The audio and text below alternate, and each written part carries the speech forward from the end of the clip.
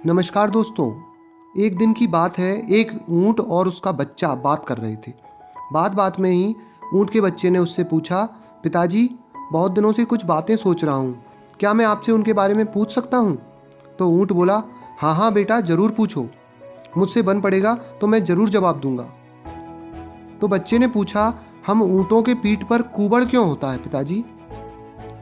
ऊंट बोला, बेटा हम रेगिस्तान में रहने वाले जीव हैं, हमारे पीठ में कुबड़ इसलिए होता है ताकि हम इसमें पानी जमा करके रख सकें। इससे हम कई कई दिनों तक बिना पानी के भी रह सकते हैं। बच्चा बोला, अच्छा, और हमारे पैर इतने लंबे क्यों होते हैं? उसने दूसरा प्रश्न पूछा। तब ऊंट बोला, जैसा मैं तुम्हें बता चुका हूँ कि हम रेगिस्तानी जीव हैं।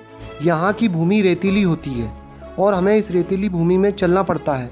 लंबे पैर और गोलाकार पंजे के कारण हमें रेत में चलने में सहूलियत होती है। ऊंट के बच्चे ने फिर पूछा कि हमारी घनी पलकों का कारण क्या है? इन घनी पलकों के कारण कई बार मुझे देखने में भी परेशानी होती है, ये इतनी घनी क्यों हैं? तब ऊंट ने बताया कि बेटे, ये पलकें हमारी आंखों का रक्षा कवच है, ये रेगिस्तान की धूल से हमारी रक्षा करती है।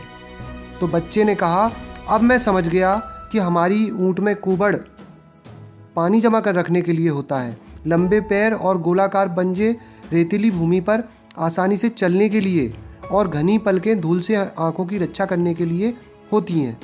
लेकिन ऐसे में हमें तो रेगिस्तान में होना चाहिए, लेकिन फिर हम इस चिड़ियाघर में क्या कर रहे हैं पिताजी? दोस्तों, इस कहानी से हमें ये शिक्षा मिलती है कि हमारे पास प्राप्त ज्ञान, हुनर और प्रतिभा तभी उपयोगी है जब आप सही जगह पर हैं, अन्यथा सब व्यर्थ है।